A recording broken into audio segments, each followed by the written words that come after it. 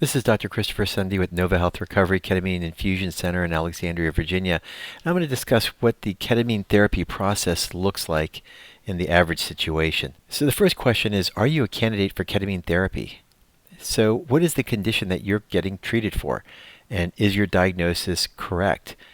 Have you been treated with the right medications, the right dosing, the right length of time? Have you been compliant with your therapies? Have you incorporated things like lifestyle changes or even tried psychotherapy such as CBT, dialectical behavioral therapy, EMDR, other types of treatments appropriate for your situation? And how about TMS or ECT? So a lot of individuals will show up to the office saying that this is the last stop on their mental health journey, and the reality is that there's 1,000 other options out there on the way to this particular treatment.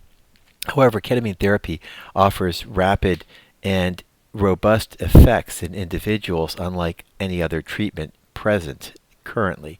So ketamine effectively treats situations such as severe depression, adolescent depressive disorders, postpartum depression, post-traumatic stress disorder, anxiety disorders, bipolar depression, suicidal ideation, obsessive-compulsive disorders, and some addiction disorders can also be treated in part with ketamine therapy, such as alcohol use disorder, cocaine use disorder, and there's evidence demonstrating some effectiveness there. And then there's neuropathic pain, such as CRPS and other types of neuropathies, as well as headache disorders, such as cluster headaches and trigeminal neuralgia, and of course end-of-life care as well. So the other question you should be asking is, do you have any medical problems that would interfere with ketamine therapy? And possible exclusions for ketamine therapy include things such as severe COPD or lung disorders or severe sleep apnea. And of course, cardiovascular disease and peripheral vascular disease, especially if they're untreated or poorly treated. And uncontrolled hypertension or uncontrolled diabetes, liver or kidney failure, schizophrenia, pregnancy, active substance use can also be problematic. And also, what is the support structures at home? Are you in a situation of continued trauma? And also, active suicidality in an unsafe environment, and especially if the individual is impulsive. Sometimes they need to have a more controlled environment in order to initiate ketamine therapies. Now just realize that ketamine therapy will not improve or change personality disorders. It doesn't change your behaviors. That's something which has to be worked on through therapy and other inner healer type processes. So do you have knowledge about ketamine therapies and the alternatives? Have you done your research? Have you done your due diligence? Now, ketamine, like other medications, is a treatment, not a cure. And the goal is rapid improvement, within days. And of course, people want to get remission. That is, you may have a disease process, but you don't have any symptoms. You're taking medications and it's keeping everything under control. And in this situation, you have to recognize that ketamine can get you potentially to remission in depressive disorders, but you may still require periodic follow-up infusions because it's known that mood disorders can be progressive and neurodegenerative over time with cognitive scarring. So we have found that ketamine microdosing in between infusions, especially after a successful initial series of infusions, can be extremely helpful in the maintenance of effectiveness between booster infusions. However, psychotherapy is even more important. People should consider doing ketamine-assisted psychotherapy after a successful series of initial infusions. For other cases, CAP therapy can be initiated initially as a first-line therapy as well and be effective for individuals in altering behaviors and thought processes. Now, you generally would be expected to maintain your current medications that you're on during ketamine therapies. Traditional medications may be valuable in maintaining remission, or sometimes you may need to make some changes in those medication protocols in order to basically get the optimum effect. But again, these medication therapies that are traditionally used still can be helpful. Now, the other question is your diagnosis correct? And a frequently misdiagnosis is bipolar depression. And of course, traditional antidepressants don't work very well for that diagnosis. And a lot of these individuals may have irritability and brain fog and agitation, anxiety, and insomnia, and they never quite get the results they expect, and they end up going through multiple medication regimens and have lots of problems. So the other aspect is, if your goal is to be off all medications, then you have to consider the fact that mood disorders and depression can be a progressive neurodegenerative type situation. In other words, there could be cognitive scarring, and there can be even metabolic complications, such as an increased risk of heart attacks and stroke and poorly treated mood disorders due to changes in metabolism and insulin cycling. And there's in fact increased brain aging and changes in brain metabolism noted in mood disorders. It's also important to recognize the nature of psychotherapy and how it can be really helpful in the maintenance after the treatment with ketamine. And in fact, therapy processes are really critical in the management of all mood disorders, so people shouldn't just drop them, even if they've had trouble before with them. And also recognize that ketamine therapy decreases cognitive rigidity to allow better therapy. It allows you to think of things differently and reframe things in ways you hadn't thought of before. And so it can be a lubricant to effective therapy. Now also, you might want to consider other treatments like TMS and ECT. Now, of course, there are some issues with ECT, which we'll discuss shortly, but just recognize that there are plenty of other options on the table for treatment for your mood disorder. Also, ketamine therapy will not change your personality. It won't change your kids. It won't make you like your job. It won't make your boss like you. Basically, these are things that you have to deal with. Even without any particular treatment, it's an individual struggle. And you have to do really the hard work. The inner healer is really doing all the work after the initial effective treatment with medications. And ketamine allows that change to happen, as do other traditional medications and therapy work. But again, you have to do the hard work to actually implement those changes and execute the plans. Also recognize that 30 to 40% of patients just don't respond to ketamine therapies. In fact, traditional therapies also have a significantly high failure rate and a high relapse rate as well. So what does the ketamine therapy process look like? Well, we know that the most effective outcomes for depression and mood disorders are with initial ketamine infusions. And there are several types of ketamine therapies that can be implemented for an individual. And the first would be ketamine infusions, which is the fastest route to remission, meaning you have a disease process, but you don't have any symptoms. And then, of course, there's at-home ketamine therapies, which provide relief, for your mood disorder, or it could be used as a maintenance therapy in between ketamine infusions. And then there's ketamine-assisted psychotherapy, which can stand alone as a process to basically improve outcomes, or it could be utilized after initial ketamine infusions.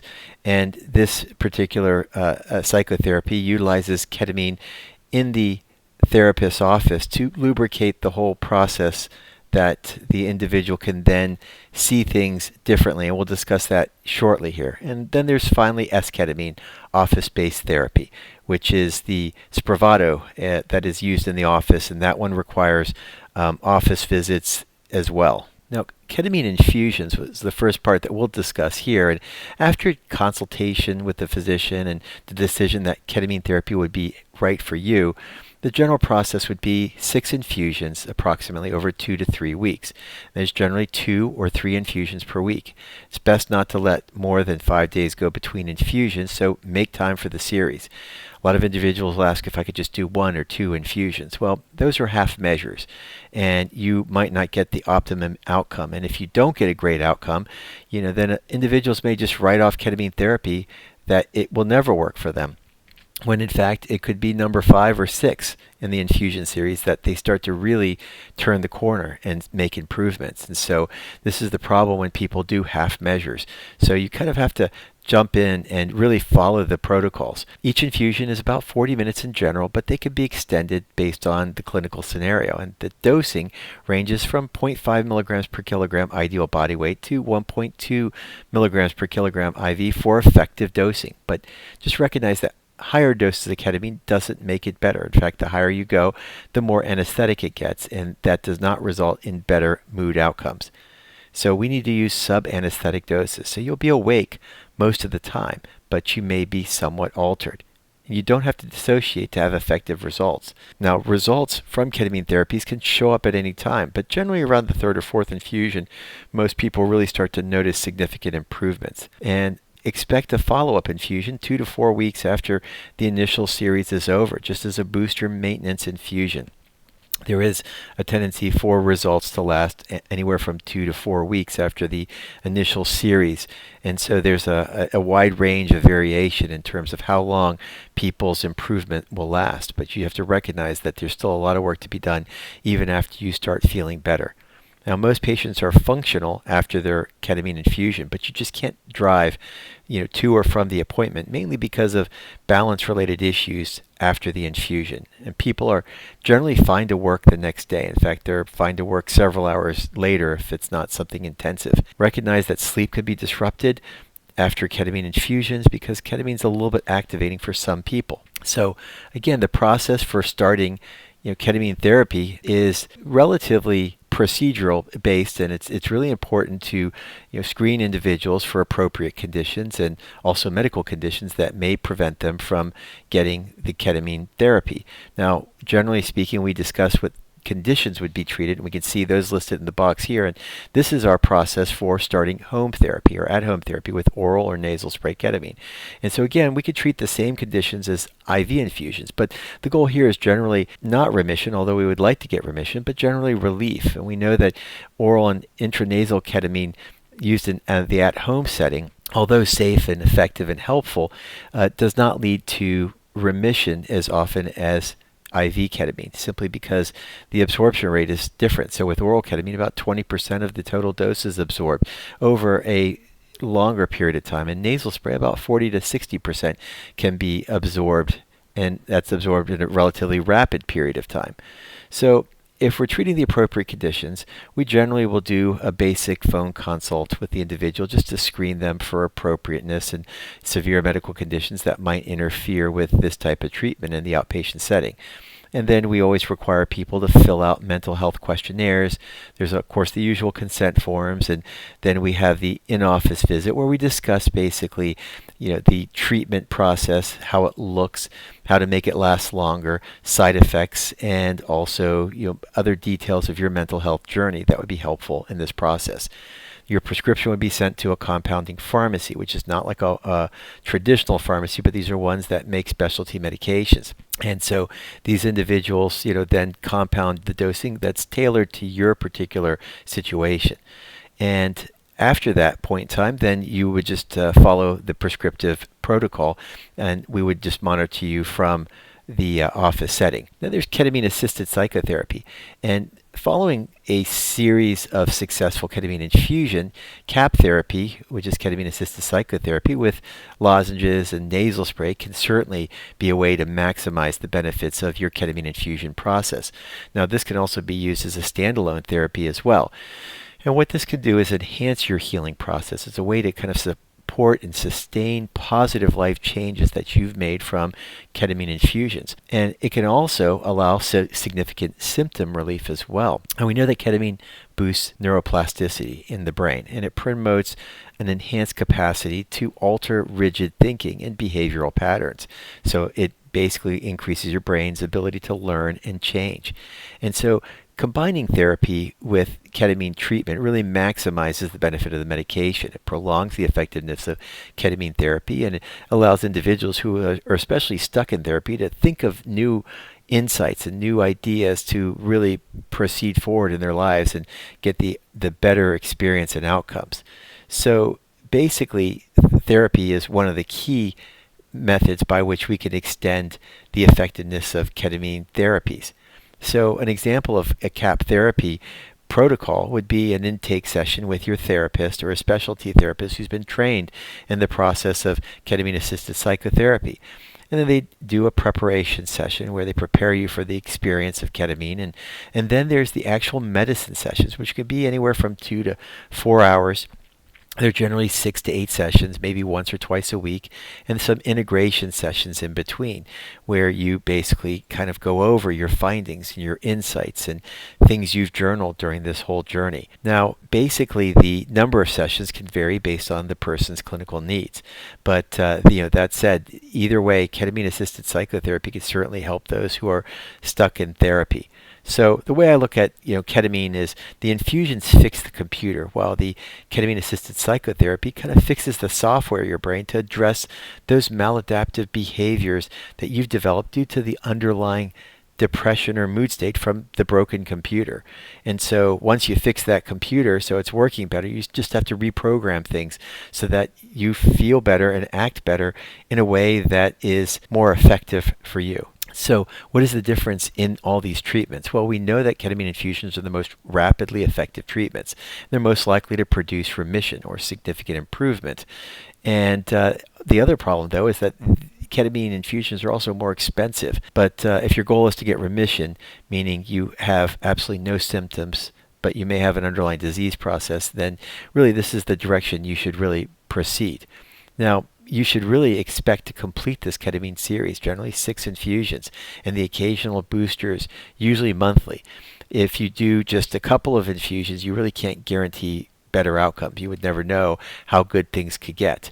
Recognize that this is a treatment, not a cure. So you'll need follow-up therapies, just like even with your antidepressants. You've been on them for years, and you'll have still episodes of depression in between. Well, ketamine, again, will treat the underlying process, but it won't cure it. So once you get your ketamine therapy, don't expect to never be on medications again, and don't expect to never need ketamine therapy again, for that matter. So also recognize that ketamine therapy is producing neuroplasticity. It's encouraging the repair of neural networks that are damaged by the underlying processes that basically cause the loss of synaptic connections in the brain.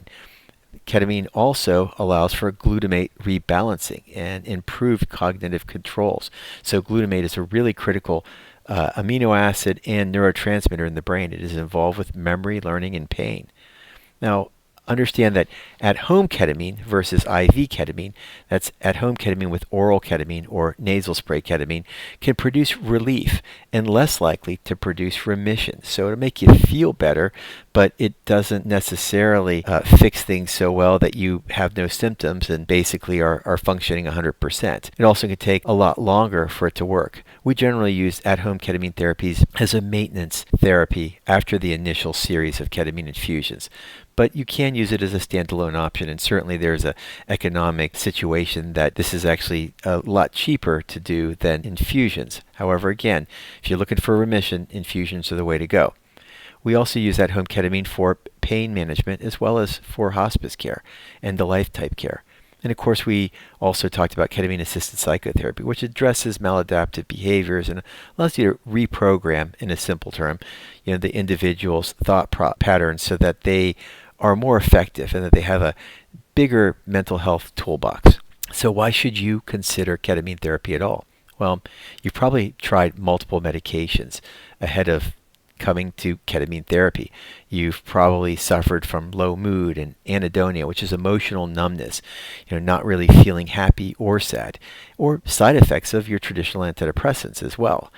And then, of course, there's the brain fog, difficulty with memory and insight and executive functioning, decision making, and also processing speed and poor working memory, forgetting phone numbers or the name of individuals. And, of course, the low energy and the low motivation. And as you get more and more depressed, difficulty with getting out of bed or doing self-care, brushing your teeth, taking a shower, in addition to the usual tearfulness and sadness and crying or loss of interest in things. But as things really kind of sink to those deeper levels of mood and depression, the low self-esteem, self-sabotaging behavior, negative self-talk, guilty feelings, the remorse and the sense of guilt, all those things start to creep in, and of course that hamster wheel thinking, that looping thoughts again and again, all the negativity. And then of course, what does this lead to is loss of your job, your family, money. There's just no hope, no joy in anything in life, and the suicidal thoughts, especially in really severe cases. And of course, you've had the failure of talk therapies, and maybe they've been helpful from time to time, and maybe some medications have been helpful, but then you keep sinking right back into this spiraling type negativity. And think about all that loss of fulfillment.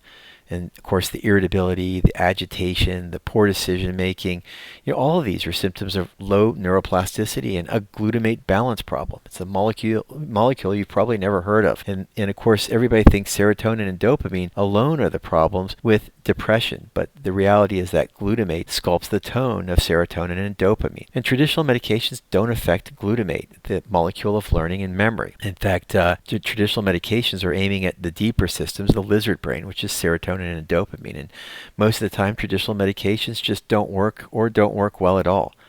Recognize that glutamate is approximately 60% of the neurotransmitter load in the cerebral cortex.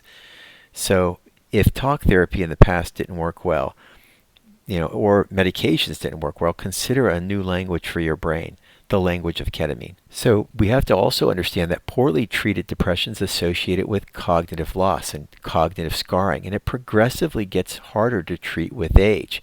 There's no cure for mental health disorders. We just have to get it into remission. It's like a cancer in the brain. And basically, we also recognize that there's a lot of side effects with traditional medications like weight gain, sexual side effects, anhedonia, which is emotional numbness.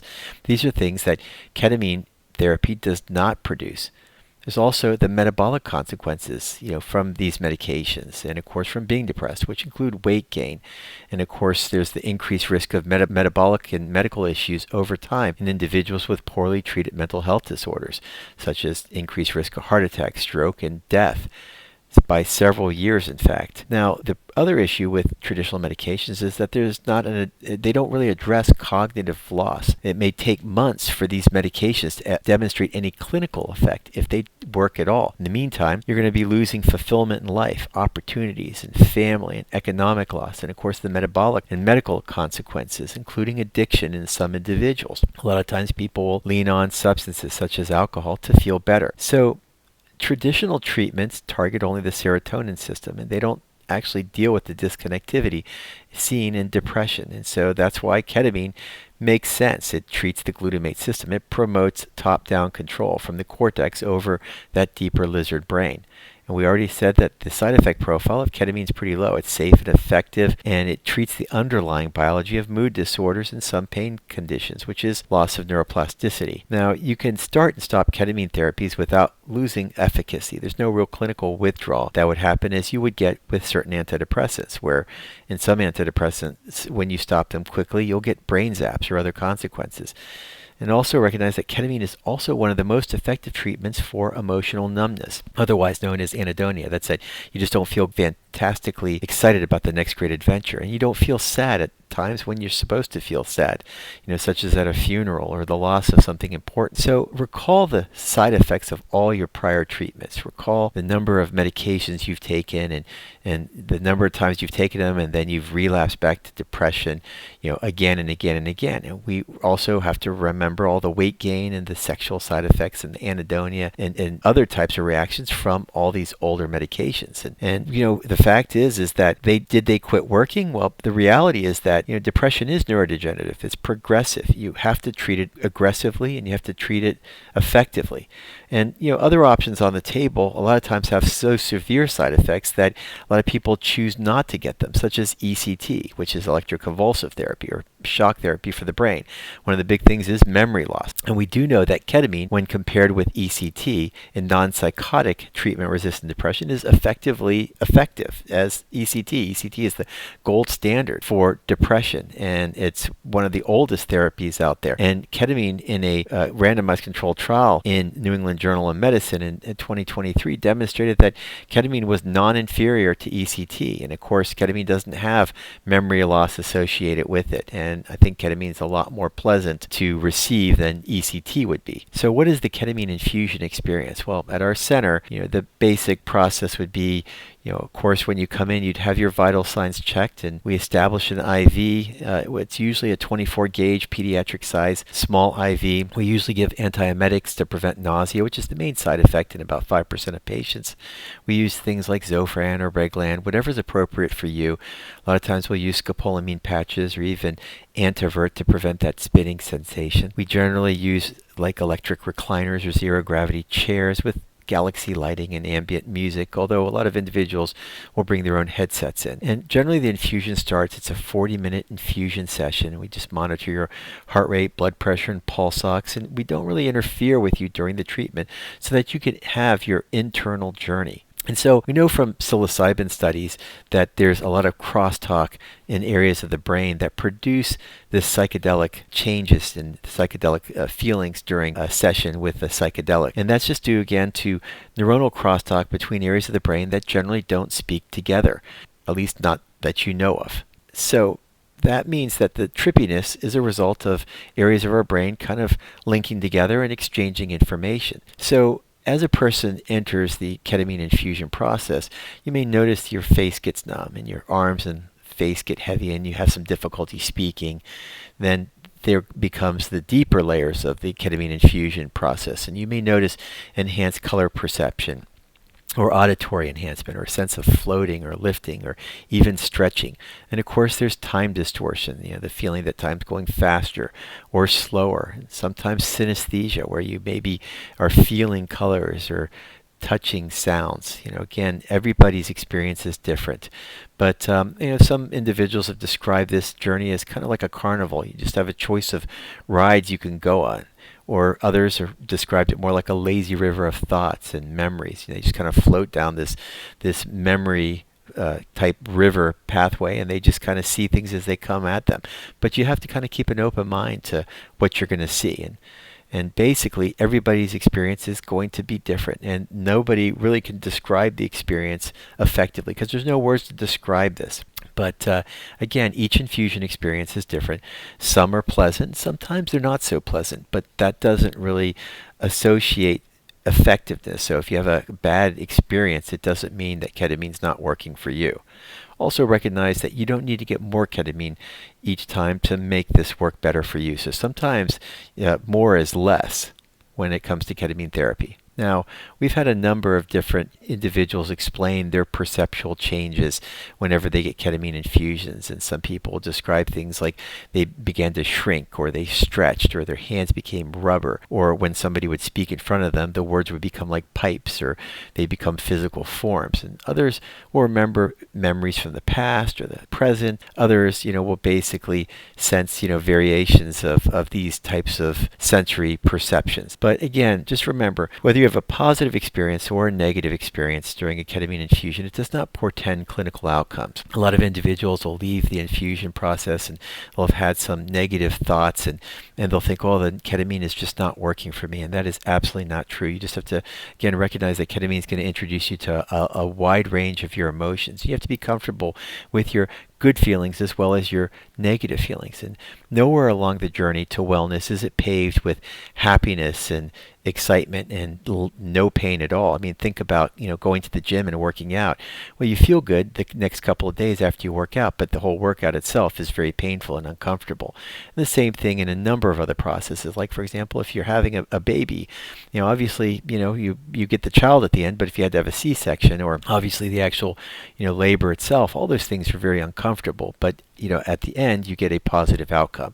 And that's kind of what the ketamine experience is ultimately. It's the outcome. It's not necessarily the journey is going to be paved with happiness. But recognizing that you've been suffering for so long, you want some relief. You want happiness during this process. And obviously, we like to see that. But on the other hand, you have to recognize that just because you're getting a ketamine infusion doesn't mean that it's going to be a happy experience. Now, the other thing about a ketamine infusion experience is it does allow you to reframe negative thoughts and values, but it doesn't change your personality, and it doesn't change the situation in which you live. So you're going to have the same job, the same kids, the same spouse. Nothing of that is going to change.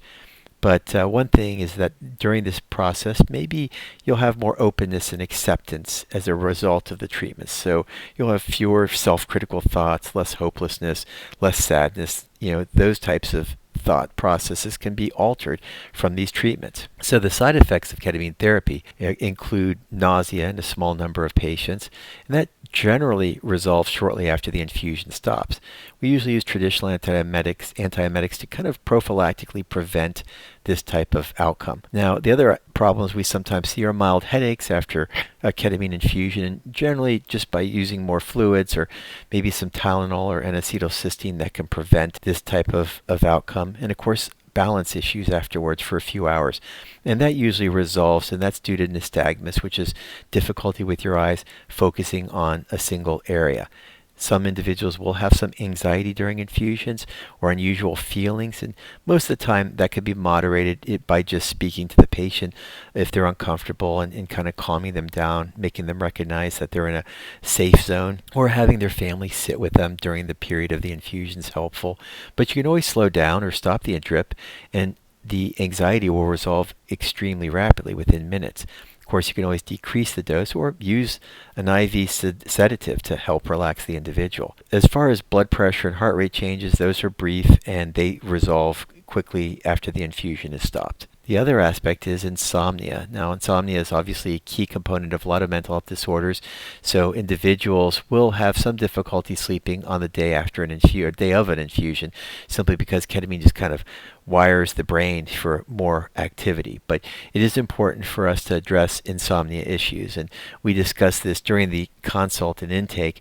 There is a number of natural remedies that can certainly be helpful. Most people have tried numerous things, but it is important for individuals to address critical things such as obstructive sleep apnea and other types of medical issues to really maximize sleep and maximize mental health outcomes. Now, there are some other aspects to address during the treatment process, such as addiction-related issues. If you have alcohol in your life, if you smoke significant marijuana and other substances, those certainly can impede results, and certainly they can be addressed with addiction-type treatments that are approved, as well as off-label therapies, including ketamine therapies, which can be commingled with these other treatments. But it's important for individuals to really, kind of reveal these deeper problems and deeper layers of problems so that we can address them as well. Obesity is also important to address, as well as eating disorders, because medical weight loss certainly improves outcomes because it decreases inflammation and improves medication effects as well. ADHD certainly should be addressed. Cognition needs to be addressed, because one of the key things is that individuals can frequently become undepressed with therapies, but they cognitively don't return back to normal. So, in other words, they just can't think. They still have brain fog. And so we want to make certain we clear up brain fog as well. And, of course, addressing insomnia and continued psychotherapy. There's, of course, after infusion ketamine-assisted psychotherapy to address behaviors and habits. So things to bring to a ketamine infusion would be things such as comfortable clothing, maybe spare clothing, a weighted blanket, eye shades, noise-canceling headsets, your own ambient music, a driver or a friend who can stay with you, and of course clear your agenda, kind of enter your safe zone, just clear your mind of everything. You may want to set some intentions, but the reality is that setting intentions can be problematic, because then if you don't achieve that intention during your infusion, it can be a little bit of a letdown. So don't expect any particular experience, just come in with an open mind. And also, don't eat for several hours before the infusion, just to minimize nausea. And of course, you can't drive for several hours after an infusion. It's important to journal during your infusion or right afterwards, to journal that experience so that you can keep track of your moods. Now, using a mood app to track your moods as well is really important, and we do that at Nova Health as well, and we can then follow that along. It's also important to have behavioral activation, to get moving, to structure your time and set a regular schedule and eat well. Socialization is important. Get out there with friends, and it's important to get out to work and maybe participate in intramural sports or meetups or whatever it is. But likewise, avoid eating processed foods. A Mediterranean diet might be the best thing for you. And of course, getting out into the sun and walking more and exercising more, all those things are excellent for improving mental health outcomes, as well as optimizing ketamine therapies. Things like meditation and yoga. Of course, staying compliant with your current therapies and medications are really important in avoiding things like marijuana and drugs and alcohol. They do impede treatments. And of course, avoid social media as best you can. Avoid stressful situations. Don't overschedule yourself. And when you walk into an infusion, make certain you've decluttered your mind, you've decluttered your schedule. Turn off your phone when you come into the office, and allow yourself time to process your infusion experience afterwards. See your therapist. So just some basic points about how ketamine works. Well, ketamine basically alters glutamatergic functioning. It blocks basically a key receptor in the brain, the NMDA receptor in the cortex. So this is very basic.